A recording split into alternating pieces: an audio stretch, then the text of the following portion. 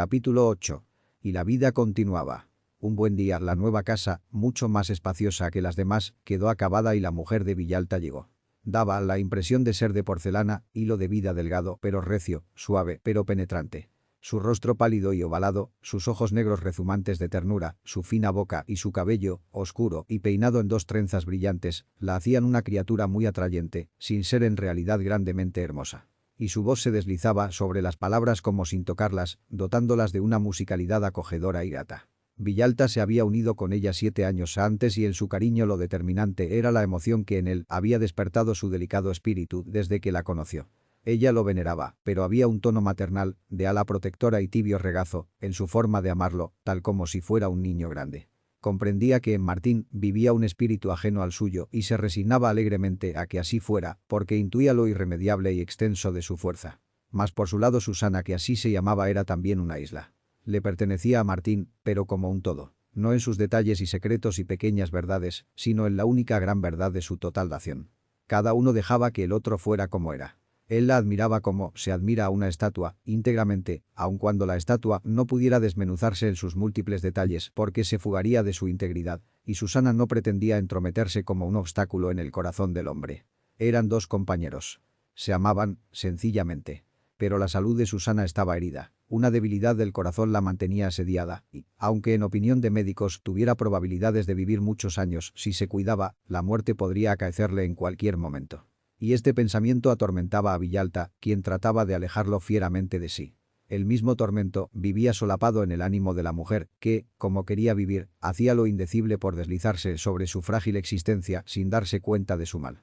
Para no herirse en aquella cruel expectación de muerte, Susana apacentaba su sufrimiento, dejándolo pastar en su espíritu, pero sin acercarse mucho a él, y trataba de realizar su vida como si fuera la de una persona saludable y fuerte. Montaba a caballo, iba con su esposo al río, daba vueltas por el aserradero, preguntaba por este o aquel detalle del trabajo y se presentaba ante los demás ajena por entero a toda debilidad. Villalta lo comprendía y la dejaba hacer, pensando que de este modo ella apagaba en su mente la idea de la muerte. Cómo le dolía escucharla en sus momentos de desolación. Es inútil, Martín, no tengo remedio. Y tal vez será pronto. Pero si retornaba la mejoría, de nuevo le ensillaban la yegua y se iba a dar sus paseos por las abras, donde todos eran sus amigos. A ella le gustaba pintar acuarelas. No conocía muy bien su técnica, mas con un sentido artístico natural y primitivo combinaba bien los colores y componía paisajes que a todos admiraban.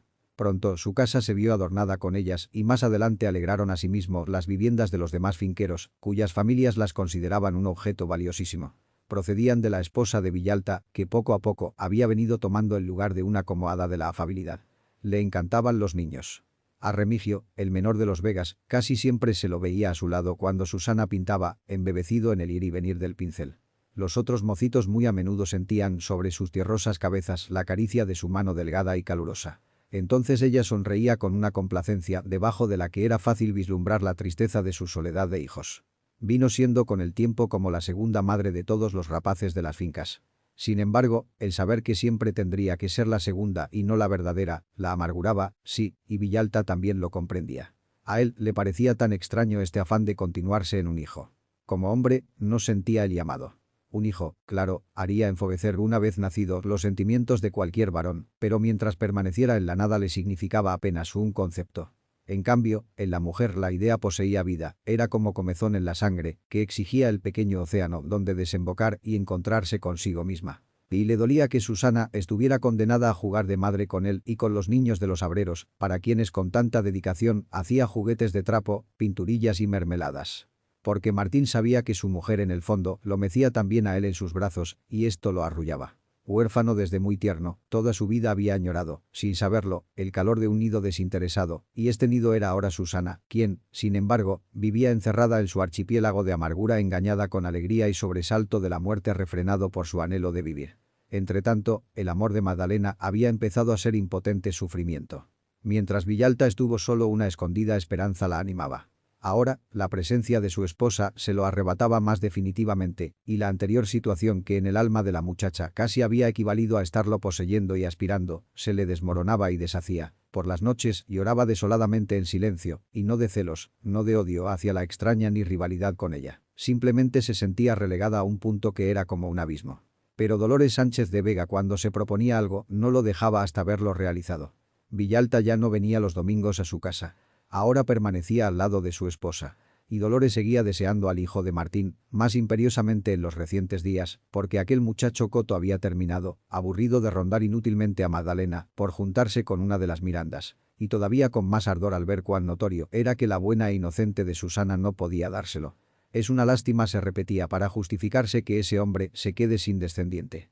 Está bien que un fulano no le falte a su mujer, pero si ella no puede parirle su retoño, adiós, ¿qué va a ser pecado si lo busca en otra parte?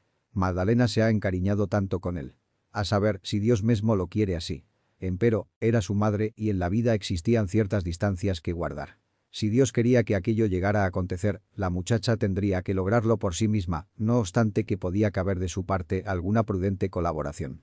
Y así fue como una tarde, conversando con Martín en el aserradero, le preguntó qué tal andaba su casa en lo que a menesteres domésticos se refería, y él le respondió que su mujer, por estar enferma, no daba abasto y necesitaba ayuda. Entonces la astuta campesina le ofreció la de una de sus hijas y el cazador de lagartos, muy contento, le comunicó la nueva a Susana y le aseguró que los Vegas tenían fama de personas honradísimas, muy bien criadas, y ella se sintió complacida también. En adelante, la hija de Ñor Vega pudo estar más cerca que nunca de Martín, y una tarde, en momentos en que su esposa no se encontraba allí, se le acercó y, temblando como una venadilla perseguida, exclamó: «Don Martín, ¿qué me querés, Magdalena?». Lo miró directamente a los ojos, bebiéndose todo su oscuro brillo de piel de ratón, y enseguida contestó: «Don Martín, no está en mí, no puedo resistirlo, haga conmigo lo que quiera». Villalta, no comprendiendo de primer intento, la miró como interrogándola. «Pero, ¿qué me querés decir, muchacha? ¿Qué haga con vos?». «Quiero ser suya, don Martín». «Sí, quiero ser suya». Y lo dijo como quien consigue deshacerse de un peso infinito. De inmediato se fraguó en el rostro del hombre la sorpresa. No era fácilmente explicable que una campesina joven se ofreciera así. Mas, a poco, su semblante fue pasando a otra expresión más suave. De golpe comprendió lo mucho que debía de significar para Magdalena cuando ésta se había atrevido a actuar en forma tan inusitada, y entonces no pudo menos que experimentar una ancha emoción de piedad, ternura y consternación, todas a una. Por delicadeza no quiso mirarla muy pronto a la cara. Le dijo: «Pero, Magdalena, ¿te das cuenta?». Estaba ruborizado y aturdido. Jamás en su vida se le había planteado algo tan difícil e inesperado y, no obstante, de tal fácil y natural solución. Entonces la miró y se percató de que no le contestaría, pues estaba con los ojos desbordados de lágrimas, en la cara una expresión de azoramiento y vergüenza. A la sazón se sentía desolada y horrenda, tal como si acabara de cometer un crimen y Martín fuera su inminente verdugo. Pero este corrió en su ayuda y con un tono de voz de donde irradiaba su deseo de ser absolutamente humano, le habló así: «Pero, mi querida y buena amiga, ¿por qué no me lo había dicho antes? ¿Cuánto debe de haber sufrido, cuánto la habré hecho yo sufrir, sin quererlo?». Y la tomó de una mano, atrayéndola hacia sí, y le acarició la cabeza, que le temblaba. Finalmente, la besó en la frente, húmeda, febril. «Don Martín, ¿me perdona, don Martín?», balbuceaba ella, apenada al par, qué feliz. Y cada vez él entendía con mayor intensidad todo lo que había venido aconteciendo en el corazón de la campesina, y lo inundaba una emoción de ternura mirándola tan desguarnecida, tan rotundamente abierta y vegetal, igual que un arroyuelo, idéntica a la noche con la que él solía dormir y soñar. Seguía sintiéndose totalmente consternado, como si hubiera sido culpable, pero, ¿era posible haber podido hacer tanto daño? ¿Cómo no se había percatado? Tal vez hubiera procurado ser grosero y displicente o no volver a meterse con los Vegas, porque, a estas horas, ¿de qué modo podía salvarla de él, de su influjo? Si este animalito ya se le había como entregado realmente. Lo que le estaba ofreciendo no era su cuerpo, sino la sombra de su propia entrega, hecha quién sabía desde cuánto tiempo antes. Lo que habría de seguir no sería sino la consumación de algo ya consumado y su lógico final. Sí, había de pagar como buen pagador su imperdonable imprudencia.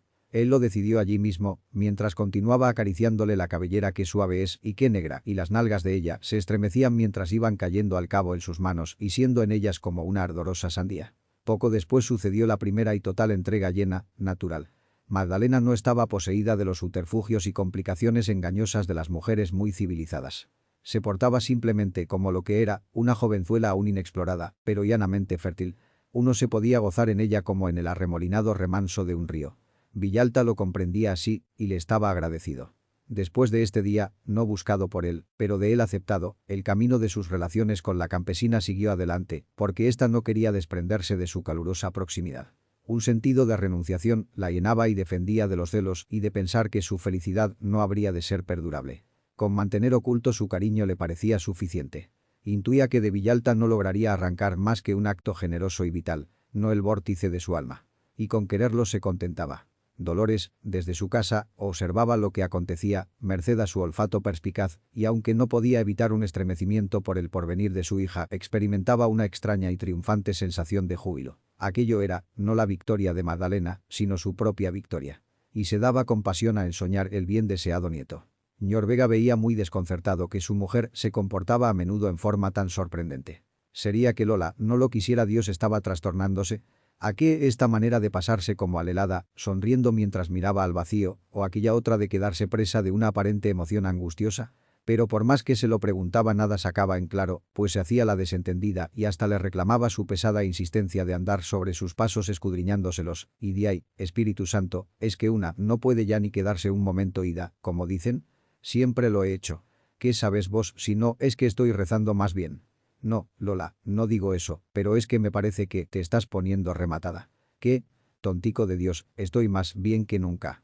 Son viejeras, te lo he dicho, viejeras que le dan a una, hombre. Deja de estarme persiguiendo como a una comadreja. Y ese estado de ánimo casi le desembocó a Dolores en el paroxismo cuando por fin se percató de que la hija se hallaba en los principios del embarazo.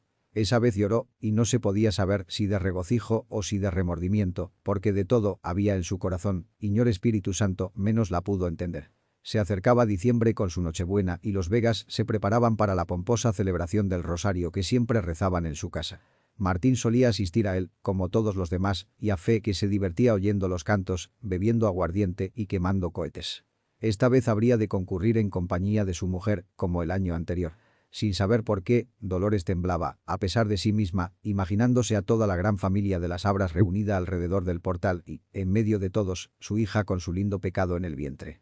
Para entonces había que esperar que más de una de las mujeres ya lo hubiera sospechado y las lenguas lo susurrarían por entre los aviesos oídos, y, si Espíritu Santo llegaba a saberlo precisamente allí, en medio de los otros, ¿cómo reaccionaría?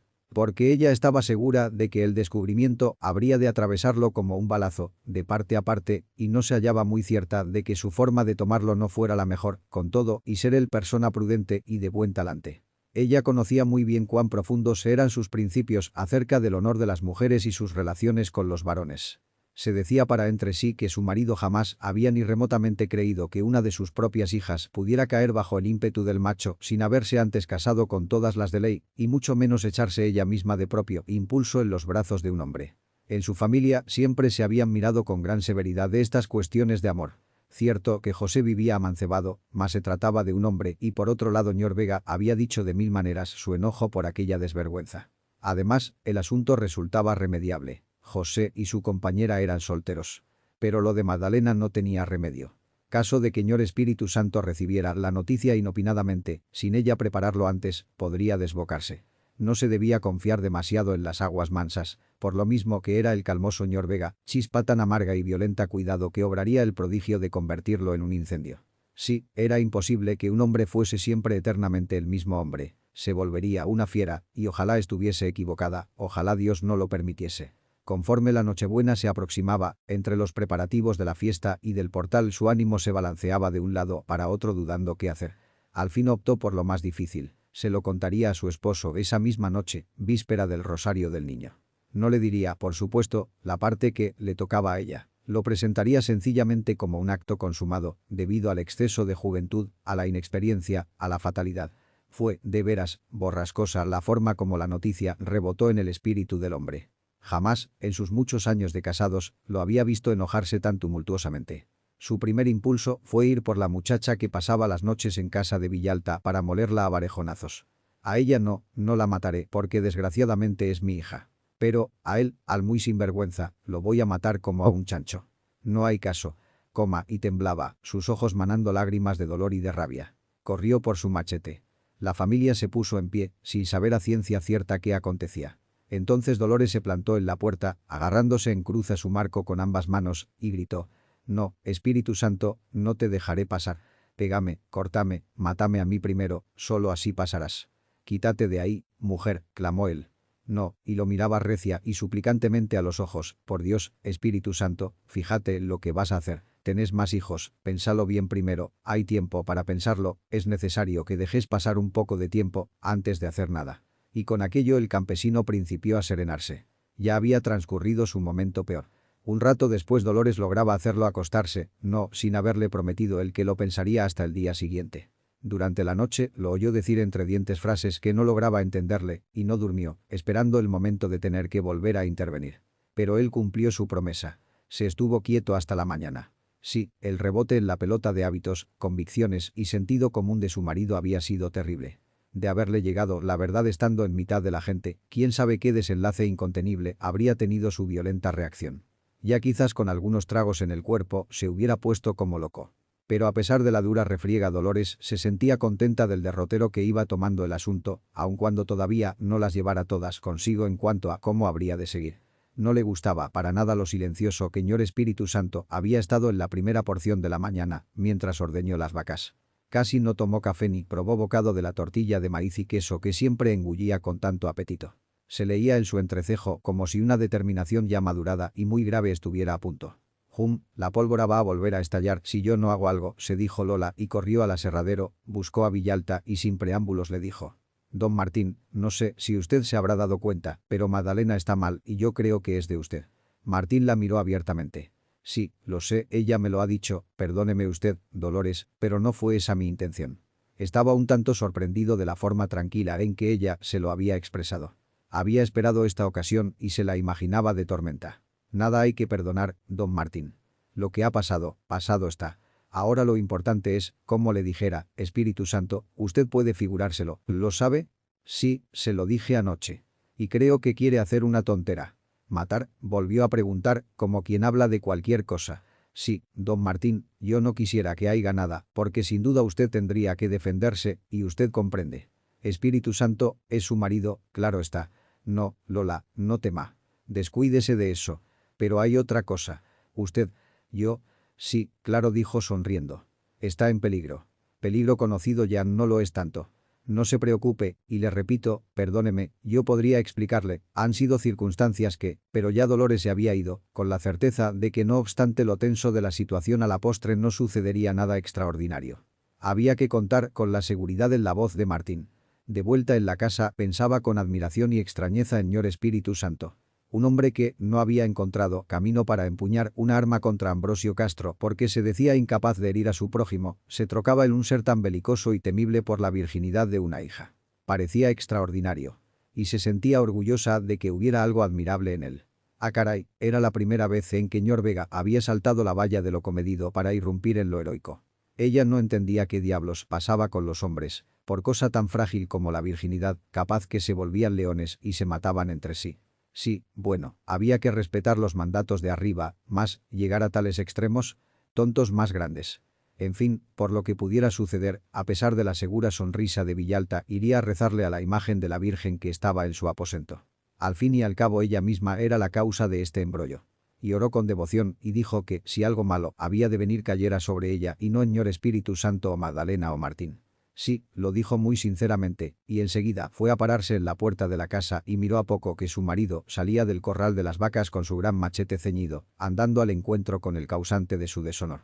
A través de la zozobra que siguió hizo lo indecible por permanecer serena, comprendiendo que no estaba en su mano torcer la línea que fueran trazando los acontecimientos, y esperando que en último término aquellos dos hombres tan queridos no se habrían de destruir el uno al otro, a pesar del estado de ánimo de su marido.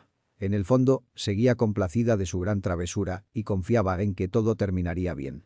Al mirar después, ya de regreso, la figura de Ñor Espíritu Santo, su paso despacioso y la impresión de quieta pesadumbre que traía no sugerían que hubiera matado a nadie. Semejaba a un soldado que retornaba vencido de alguna batalla, descontento y desorientado. No le preguntó nada, se veía que no deseaba entablar conversación. Cabizbajo como un buey muy trabajado, vino a guardar su cuchillo y luego se tendió en el escaño, el rostro apretado y el cuerpo laxo y como muy molido. Se estuvo allí sin moverse hasta que llegó la noche y comenzaron a acudir los demás finqueros que venían a la fiesta de Navidad. Cuando ya esta había dado principio y grandes y chicos se aprestaban a pasar los mejores momentos del año, apareció por el sendero Martín Villalta con su mujer. Una vez llegados ambos saludaron a todos, sonrieron muy amablemente a Dolores y se sentaron. Magdalena se acercó a la pareja y les ofreció tortas de arroz y jarros con aguardiente. Al tenderle la mano Martín, ella se ruborizó, pero su rubor dio lugar, al punto, a una expresión de sorpresa. Corrió junto a Lola, que andaba trajinando ya por la cocina, y le dijo: «Mamá, fíjese que don Martín trae vendado un brazo». Se lo vi cuando lo estiró para coger el jarro, debajo de la manga. Y la madre, como hacía poco, la hija comprendió al instante que el encuentro había sido serio y dio gracias en su corazón a Villalta, que no había querido, sin duda alguna, herir a su esposo. Se sentía terriblemente intrigada por saber pormenores, que habría de serle muy difícil se los contara Ñor Vega y mucho menos el cazador de lagartos. Desde el escaño, donde su dolorido cuerpo reposaba Ñor Espíritu Santo, seguía contra su voluntad recordando el recién pasado duelo y atormentándose. No hablaba con nadie, él tan dado a sentirse a gusto rodeado de los demás campesinos, que ya eran como antiguos hermanos, pero en estos momentos no podían ayudarle y le estorbaban. Capítulo 9. Él había llegado a la casa de Martín, lo había encontrado en el galpón contiguo curtiendo un cuero y después de cruzarse entre ellos unas pocas palabras Villalta le rogó que se alejaran, para no ser vistos de nadie, a dirimir la cuestión. Se prendió un cuchillo mucho más corto que el machete que traía el campesino, y este le dijo: «Tráigase otro, Villalta. Con ese me lo voy a comer. No se preocupe por eso, Vega, que así lo manejaré mejor». Y aquí Ñor Espíritu Santo sintió un frío en las entrañas. Hasta ahora no había querido pensar que no se las iba a ver con cualquier hombre, sino con aquel. La indignación no lo había dejado. Mas entonces comprendió que se hallaba en gran peligro de muerte. Con todo, estaba seguro de no morir. Villalta caminaba displicentemente. «Aquí me parece bien», exclamó, deteniéndose en una arboleda. «Como quiera», le respondió aquel.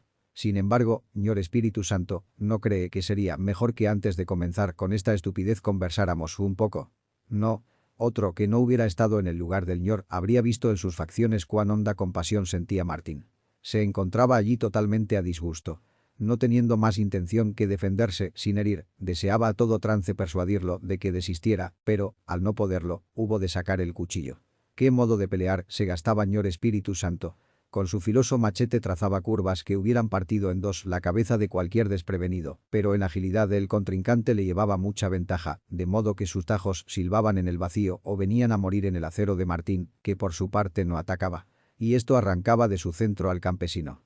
Paso a paso, después de mucho afanarse inútilmente por alcanzarlo, comenzó a fatigarse. Aquello era como batirse contra un hueco o frente a una roca. El cazador de lagartos también respiraba con agitación. El machete de Ñor Vega no le daba descanso. Fue al largo rato de estar luchando, en un descuido, cuando Ñor Espíritu Santo le hirió el antebrazo, aunque no muy profundamente. La sangre apareció y al verla sintió Martín lástima por ella. ¿Podía haber modo más lamentable de desperdiciarla? Y pensó que debía hablarle para ver si cesaba en su ataque. Mirando su sangre, empezaba a no sentirse muy seguro de continuar simplemente defendiéndose. Una burbuja de cólera se le iba formando. Comprendía que, si aquel campesino tozudo lograba mantenerse en pie unos minutos más, sin dar paz a su machete, él por su parte tendría que atacarlo. Recordaba su promesa a Dolores, pero, ¿y si se empecinaba la sangre en seguir manándole? Quizás se debilitarían sus fuerzas. Dijo: «Óigame, Ñor Vega, ¿no le parece que es bueno ya que terminemos?» «No», Martín balbuceó agitadamente. «Acabará por caer de cansancio, Ñor. Antes le daré su buen filazo». «No, no, antes se lo tendría que dar yo, entienda que no quiero hacerle daño, si lo hubiera querido, ya estaría usted macheteado». El campesino lo había sabido así apenas iniciado el duelo y, no obstante, tal era su decisión de cobrar la ofensa, que proseguía peleando.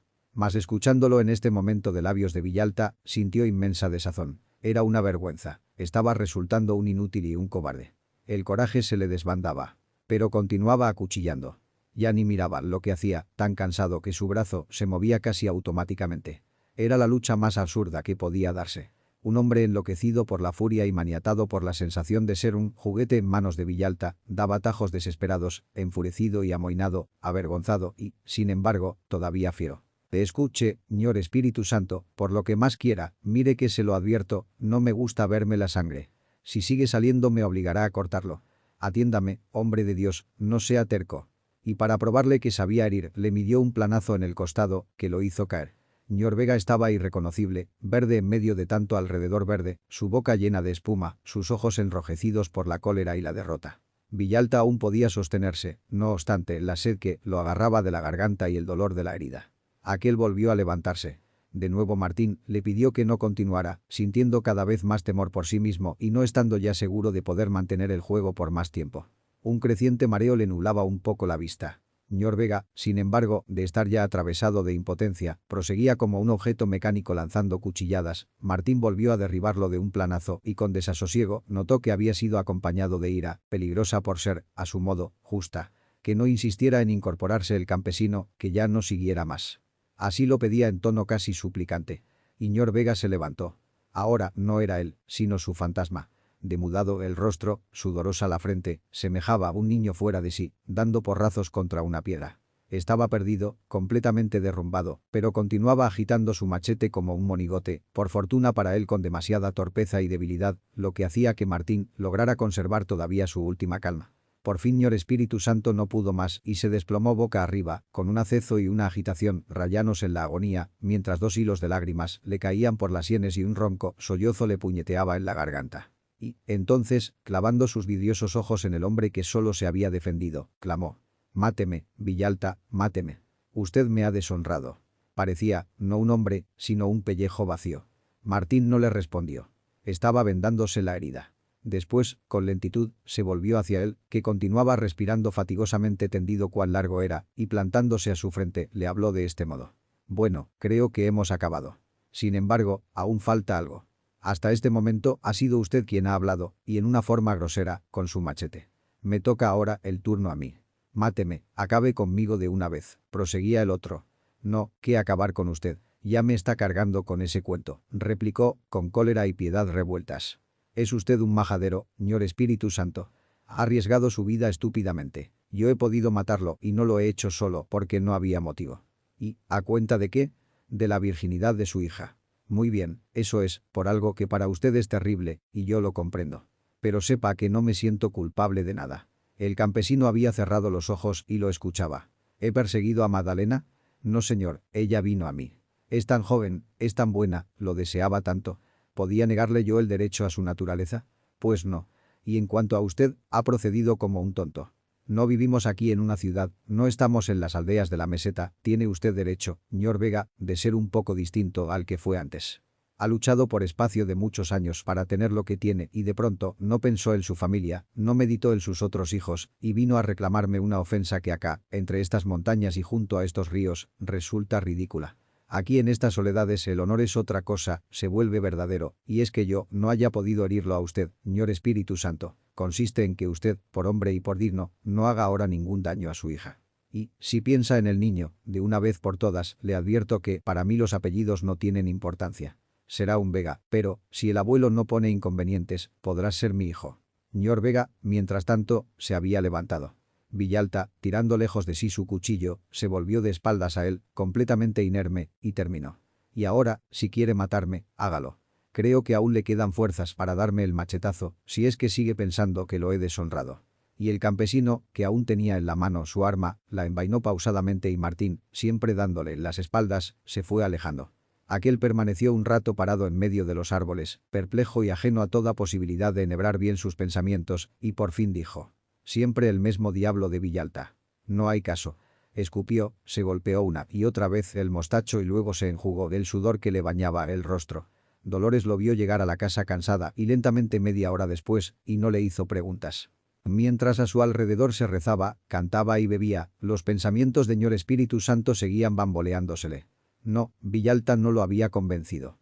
Aún estaba terriblemente enojado, pero su enojo era ahora diferente. Se volvía también contra él mismo, que se sentía insignificante y abatido. Continuaba creyendo que había tenido razón en obrar como obró y, sin embargo, una sorda voz le gritaba en su adentro que nada debía cobrarle a aquel hombre. Experimentaba un sentimiento de rencor hacia este y al propio tiempo un oscuro agradecimiento por la manera en que lo había salvado. Se sabía humillado, pero también no podía negarse a sí mismo que pidiéndole acabar con él, había hecho el ridículo. Sí, en aquellos momentos había deseado que lo crucificara, pero ahora sentía que no había habido un motivo verdaderamente poderoso para no querer continuar viviendo. ¿En qué había terminado todo aquello, al fin y al cabo? La situación no era ni siquiera la de antes de haber retado a Villalta, sino mucho peor. ¿En qué pie quedaba la escena de hombre digno que había tenido con Dolores la noche anterior? Tanto alarde de furia para acabar en este lamentable estado. ¿Cómo justificaría que Martín aún anduviera vivo y él también? Uno de los dos debió morir. Mas esta solución tan inesperada, no señor, no podía ser. Y, a pesar de todo, era, porque, ¿cómo hacerla cambiar? El único modo de vengar la ofensa sería ultimarlo a mansalva, y así no, de ninguna manera lo haría. Ya se lo había demostrado el propio Martín con su ocurrencia tan descabellada de volverse de espaldas y decirle que lo macheteara. Tendría que quedarse todo en paz. Un hombre quería hacer algo y las cosas se ponían tan hoscas que resultaba imposible entrarles. Sino, que lo dijera el despreocupado Villalta, ahora tan a gusto al lado de Susana, conversando amigablemente con, sí, allá la veía. Nada menos que Dolores. Por Dios santo, esa Lola no se daba cuenta de la ofensa que ese hombre les había inferido. Él no podía comprender que pudiera estar platicándole tan sabrosamente mientras la hija iba y venía entre todos con su pecado en el vientre, levantando murmuraciones a diestra y siniestra. Porque ahora ya lo veía claro. Las mujeres se habían percatado del asunto y sospecharían, naturalmente, de Villalta. Y lo peor era que no podía ir de casa en casa contando su lance con para probarle su hombría y su dignidad, porque se burlarían de él. No halló camino de castigar a Magdalena. Miró, sencillamente, cómo su vientre crecía a vista y paciencia suya. Recordaba sin poder evitarlo a su contrincante. El honor aquí es que usted no la toque, porque ha sido una mujer. Más adelante, conforme se anunciaba el nacimiento, iba fluyendo a su corazón un creciente cariño por el venidero nieto, y muy en lo recóndito llegaba hasta exclamar. Bueno, al fin y al cabo será hijo de ese diantre de Martín Villalta, ojalá se parezca más a él que a mí, con todo y lo que hizo. El enojo se le venía pasando en parte porque notaba que, de veras allí en las Abras el hecho no tenía la importancia que le atribuía, no se trataba del primer hijo de mujer soltera haya nacido. El honor, hombre, vea usted, había que ir aceptándolo, daba campo a más anchas posibilidades. Él ciertamente no entendía por qué, mas no se sentía avergonzado ya. Todo el mundo sabía la verdad, que había ido pasando de la sospecha a la certeza, y lo único que se palpaba por doquier era una enorme curiosidad de que llegara el momento de ver y tocar al hijo de don Martín, el dueño del aserradero, a la sazón centro y corazón de la actividad de todos. Susana llegó a enterarse de las relaciones de Martín con Magdalena a medida que iban cobrando realidad en el vientre de la muchacha y se hablaba por todas partes del hijo de Villalta. Y, por mucho que saberlo la hirió, no dijo nada a su esposo. No ignoraba que su fidelidad a ella provenía de algo más hondo y diferente. Al aproximarse el nacimiento, él se lo dijo. Susana, el niño que le va a nacer a Magdalena es mío. Ella bajó los ojos. Se sentía avergonzada de sí misma que no había podido darle ninguno. Sonrió levemente y le respondió que no era un secreto. Y no volvieron a conversar del asunto. Entretanto, la abuela Dolores se hallaba muy satisfecha de su obra. A poco de nacido, pronto se vio que en las facciones del niño se retrataba fuerte y claro el parentesco paterno. Iñor Espíritu Santo lo recostaba en sus rodillas y jugaba con él. Capítulo 10. Transcurrieron algunos años, llenos del trabajo en la madera y los mugidos del ganado. Las fincas, ahora más paulatinamente, continuaban extendiéndose y parecían florecientes. Ya había que alejarse bastante por dentro de las montañas para conseguir buena calidad de trozas. A la sazón se vendían durmientes para la línea del ferrocarril y el aserradero proseguía su rutinario laboreo entre chirridos, aserrines y el perenne barbotar de la rueda, que crujía y resonaba como una cosa familiar. Porque el pequeño aserradero era como de todos. Cada uno se acercaba a él con simpatía, mirando la sierra como cosa propia. Los niños, cuando no se estaba aserrando, acudían a jugar entre las tucas y llevaban a sus casas puñados de aserrín para entretenerse. El menor de los Vegas, Remigio, que ya iba siendo un mozalbete, seguía más amigo que nunca de la mujer de Villalta, a quien acompañaba casi siempre en sus paseos a caballo. Ella, una vez, le dijo: «¿Te gusta esto?» «¿Qué, doña Susana?» «Las fincas, la madera, la tierra». «Sí, doña Susana. Está bueno, muchacho, cuando ñor Vega muera, porque todos hemos de morir, ¿quién quedará en su lugar?» «Pues, todos nosotros, yo y mis hermanos». Y, entonces, como sintiéndolo muy de adentro, exclamó ella: «Ustedes deben cuidar esto como los ojos de su cara. Ustedes y la tierra se necesitan entre sí». «Sí, doña Susana, la entiendo muy bien. ¿Ha visto usted una tarra, ese panal hecho de tierra?» «Claro que sí. ¿Por qué? Cuando esos panales se caen y usted los ve en el suelo, dan lástima. Las abejas se van. Los panales caídos no sirven. También me he fijado en ellos. El agua los va lavando hasta que solo quedan un montoncillo de tierra y un palo seco que antes había sido verde rama. Uno de nosotros», terminó diciendo Remigio, «es como una tarra caído cuando se queda sin tierra donde sembrar, donde vivir». Y ella volvía a repetirle que más adelante, si llegaran a no estar los mayores, abrieran mucho los ojos con sus tierras, alerta siempre. En el fondo de su corazón temía. El sitio de las Abras había sido levantado, pero ella sospechaba que no definitivamente. Ambrosio Castro, en lugar de abandonar la franja que en aquel otro tiempo había volteado con intención de ahogar a sus vecinos, había venido conservándola limpia, sembrándole pastos y echándole ganado. Aunque incómoda por angosta y larga, la había incorporado en su hacienda y seguía siendo una horca que amenazaba el porvenir. La presencia de Martín Villalta vino a frustrar las ambiciones del hacendado, pero este hombre testarudo en el fondo de su alma mantenía la esperanza de continuar alguna vez su truncado proyecto. Solo que don Ambrosio se hacía viejo, por lo que ahora trabajaba a su lado su único hijo, Laureano, quien, como él, avistaba el futuro para dar la estocada.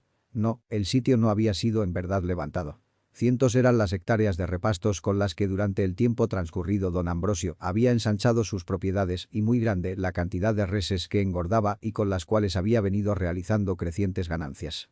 Su hijo le administraba anteriormente un negocio comercial en San José que los había enriquecido mucho. Ahora, muy bien vendido ya, Laureano llevaba a cabo mejoras en la hacienda con inversiones que se habrían de convertir en nuevos provechos y mucho más poder.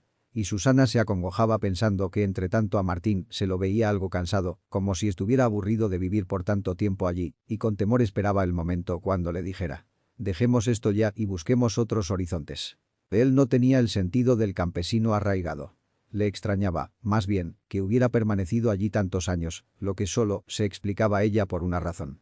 Martín no había querido hacerla correr riesgos. La había mirado tan satisfecha, deslizándose sobre la existencia en esa región montuna donde el hombre y la naturaleza contrastaban, deteniendo al fin y al cabo el frío galope de la muerte, que no había querido malograrle su relativa felicidad.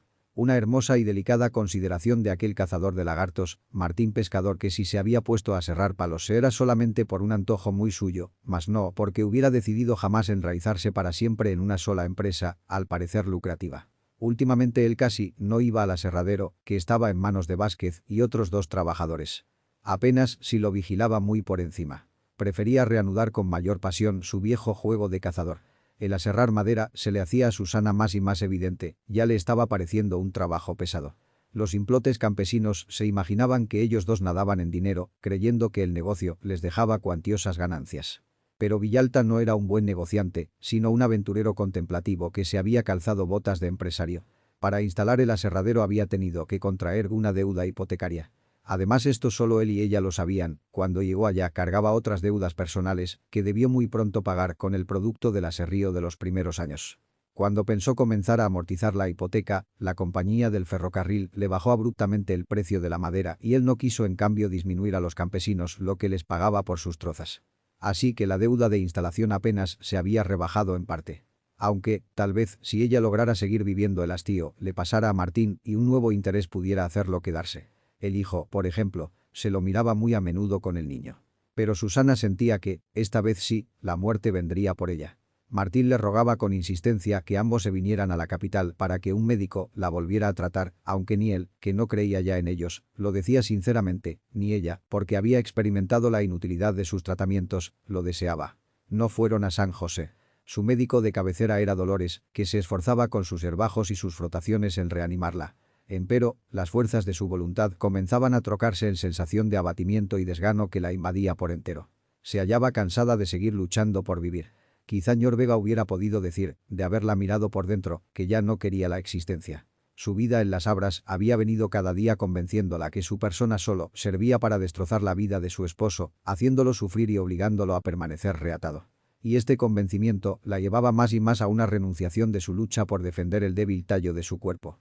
Ya no era la misma. Entonces la amenaza de la muerte se le acercaba y ella, aproximándosele, le pasaba su mano por el lomo sin tenerle miedo. Ahora la apacentaba como una buena pastora y casi la quería cuando miraba a Martín conversando con su hijo y acariciándolo.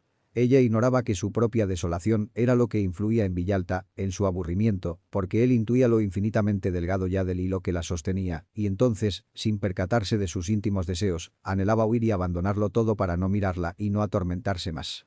Su fastidio no era fastidio, era el dolor de no poder salvarla. Por eso, cuando una mañana en que ella venía cabalgando desde la casa de los Vega súbitamente murió sobre el caballo, enrollándose como una madeja sobre el arzón de la montura, Villalta ya no quiso más tenerse allí, y se fue.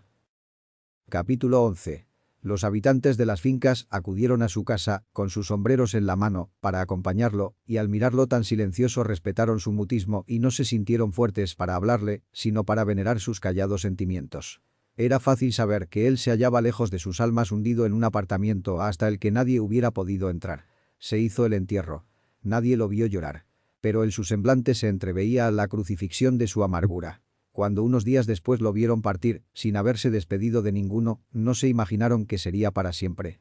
Nadie tuvo más noticias suyas. Zarpó y nunca regresó a tocar de nuevo en el varadero de aquel pequeño puerto de las Abras. Allá había pasado una buena parte de su vida. Había llegado, podría decirse, a descargar en la tierra el tesoro inapreciable de su mujer. Haberse quedado por más tiempo habría equivalido a negar su extraña lumbre de distancias. Los campesinos no lo comprendieron. Pensaron: es extraño que un hombre abandone así los huesos de su esposa y los bienes que ha logrado crear. Y jamás olvidaron a Villalta, que se mantuvo viviendo en el recuerdo como lo que había sido. Un diosecillo incomprensible y generoso, dueño de sí mismo.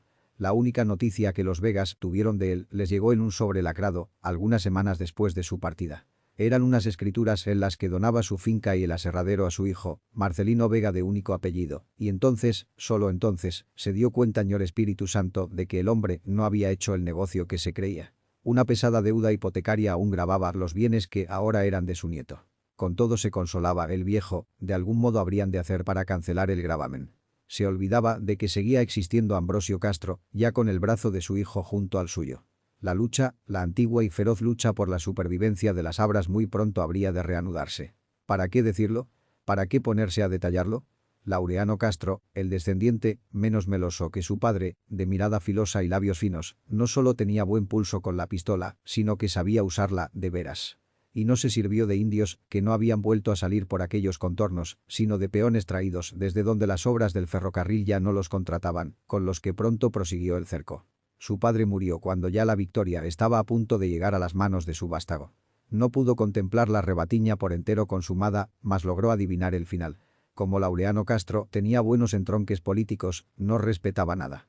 Inundaba con su ganado las tierras ajenas. No le importaba que éstas ya se encontraran inscritas en el registro de la propiedad a nombre de los que las habían arrancado a la montaña, lo que en tiempos de Villalta habían llevado a cabo por consejo suyo, encargando el trabajo conjuntamente a un abogado de Cartago, porque para Castro no existían leyes. Se estaba todavía lejos de los centros poblados. Esta vez nadie pensó en oponerse con las hachas a las hachas. Si hubiera resultado inútil años atrás de no haber aparecido Villalta, ¿para qué lo iban a intentar ahora, cuando la fuerza que tenían de enfrente pesaba aún más y ellos poco más o menos seguían siendo los mismos finqueros débiles de siempre? Se pensó en acciones judiciales. Ñor Vega vino hasta Cartago y entabló un juicio, pero apenas consiguió apaciguar de momento el ataque. Meses después tornaron las cosas a ponerse peores.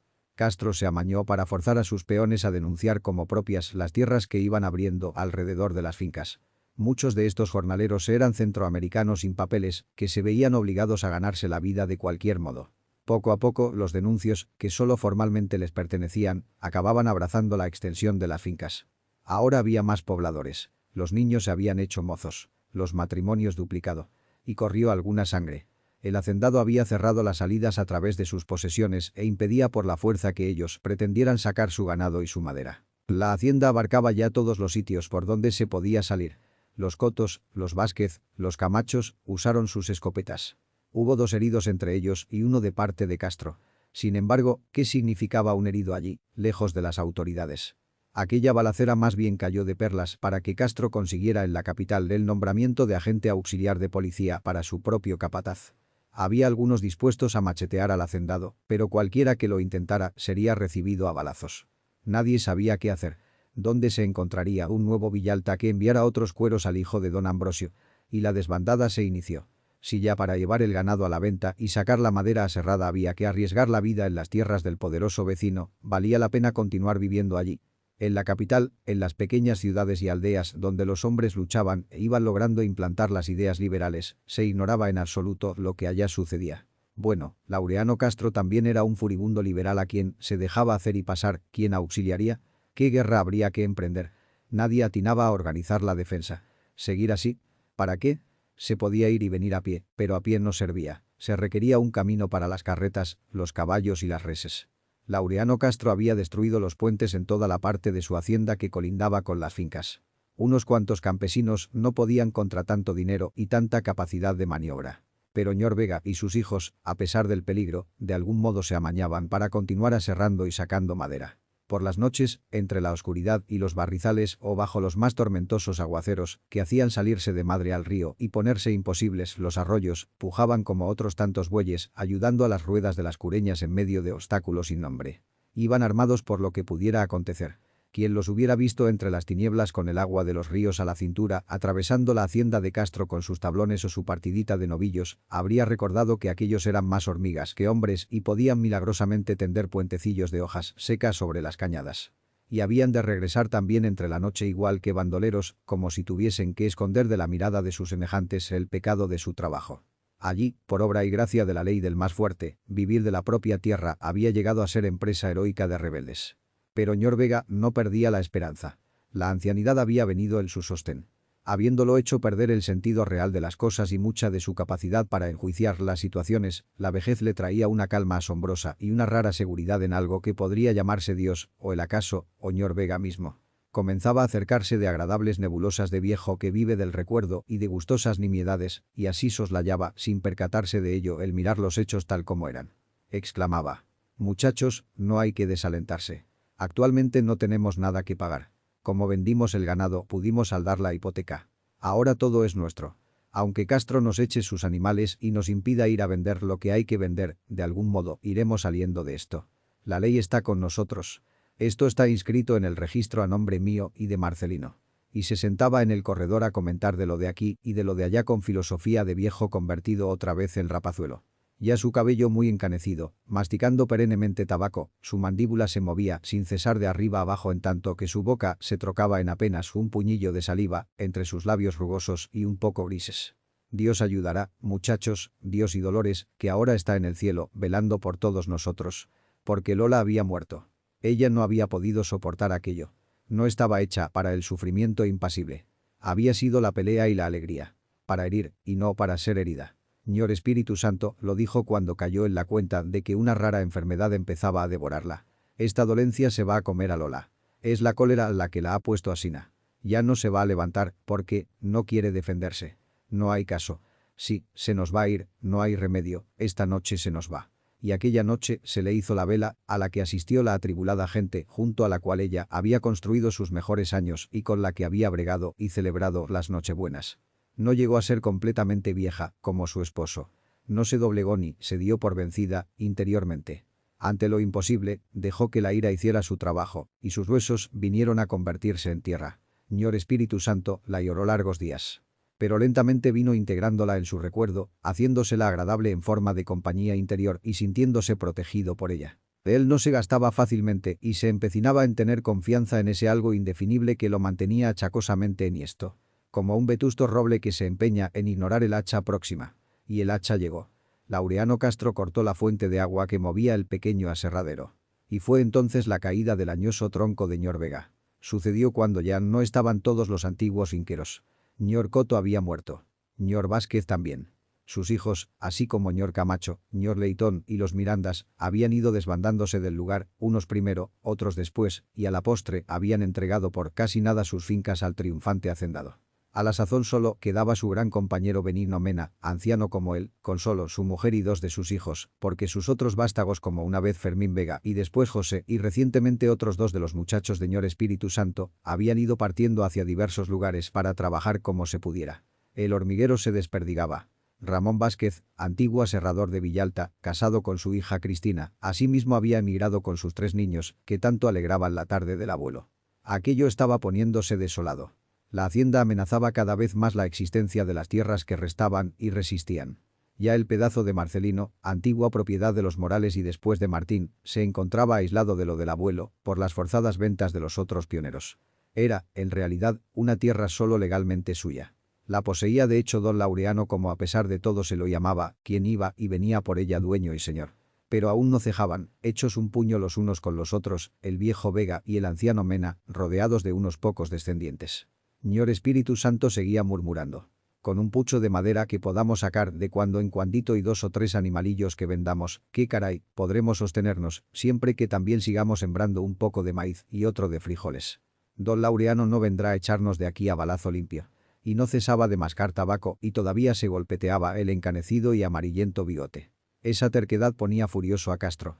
Tal era el empeño por acabar acaparándolo todo para redondear su gran hacienda, que hasta había dado a entender a Mena y Ñor Espíritu Santo que estaba dispuesto a pagarles un precio menos sangriento que el pagado a los demás. Pero los dos viejos, como ostras pegadas a sus conchas, se negaron. Y entonces se puso a darle vueltas en su cabeza a una idea. El débil y pequeño soporte de esos hombres era la madera. Si impedía que pudieran elaborarla, acabaría por dominarlos. Fue a estudiar el asunto sobre el terreno y vio que sería posible mediante un trabajo no muy costoso desviar el curso del riachuelo que alimentaba la atarjea de Ñorvega. La fuente se encontraba en la montaña, pero el arroyo atravesaba la tierra recién abierta por él en un punto donde resultaba fácil torcer la dirección del agua y hacerla seguir por una cañada que desembocaba en lo que tiempo atrás había pertenecido a los cotos. Se lo llegaron a contar al viejo. Ñor Espíritu Santo, don Laureano ha comenzado un trabajo que lo va a dejar a usted sin agua para el aserradero. Y él, en un principio, no quiso creerlo, como aquella lejana vez cuando el viejo Castro había iniciado el sitio tampoco lo creyó. No, no podrá llegar a tanto su maldad.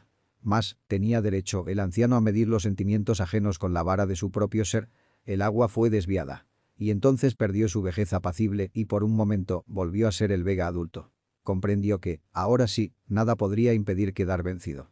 Miró su trabajo de media vida destrozado y, llamando a Marcelino, que era ya un muchacho de 14 años, le dijo: «Quiero ir a verlo con mis ojos. Llévame hasta el desvío del agua. Pero, tata, está un poco lejos, hay que trepar el cerro y va a llover».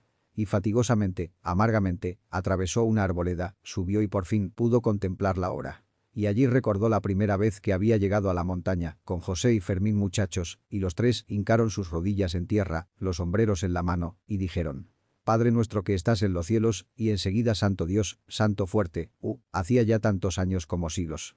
Y sin saber por qué cayó también de rodillas, se descubrió su viejísima cabeza y llorando copiosa, tumultuosamente, recomenzó: «Padre nuestro». Marcelino, junto a él, lo miraba con la garganta atravesada de angustia.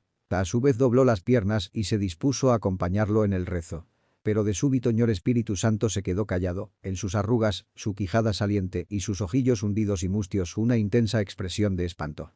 Y ya no se sostuvo más sobre las rodillas, porque el cuerpo le pesaba demasiado, sino que se amadejó sobre sí mismo, gimoteando y temblándole las espaldas convulsivamente, y se abandonó sobre la húmeda hierba. El nieto oyó que decía: «Dios mío, ¿es posible?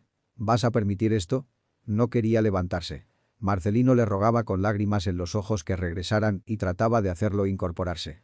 Comenzaba a llover. Tronaba. Inútilmente insistía con él, que proseguía murmurando: «¿Lo vas a permitir? ¿Lo vas a permitir?». Entonces el nieto corrió hasta la casa, donde encontró a Remigio, que estaba preguntando a Magdalena por el viejo. Y los tres se apresuraron a ir por él. Hubo que obligarlo a regresar a viva fuerza, levantándolo en brazos, bajo la lluvia que lo empapaba sin misericordia. Ya Ñor Vega no sollozaba, sino que de tanto en tanto repetía: «¿Lo irá a consentir?». Pocos días antes de su muerte, que acaeció meses más tarde, llamó a los tres únicos Vegas que con él quedaban y les dijo muy apagadamente, aunque con clara voz: «Hijitos, estoy demasiado viejo ya, pero les pido una cosa. No se vayan, no aflojen, mueran aquí en la finca, como yo voy a morir. A vos, Marcelino, hijo de Martín Villalta, a vos te lo pido y mando especialmente, algún día los tiempos serán otros». Y a poco más la muerte acudió a él, que se le entregó mansamente, sin aspavientos, tal como había vivido. ¿Cómo quedó de solo aquello? El día en que Ñor Benigno Mena y el resto de los suyos, finalmente vencidos, vinieron a despedirse de los últimos Vegas, porque ya emigraban a buscar dónde vivir, Remigio, sentado en una piedra, la vera del camino que una vez había construido Tata Espíritu Santo, estaba pensando: «Tata no quería que nosotros llegáramos a ser como el Atarrá. Sí, nos quedaremos aquí, no podemos pelear. Somos dos hombres y una mujer, solamente, y estamos pobres. Pero nos quedaremos». Alcanzó a ver al sobrino por allá, cerca de la casa. «Marcelino, Marcelino, anda a ver si la sarda ya parió».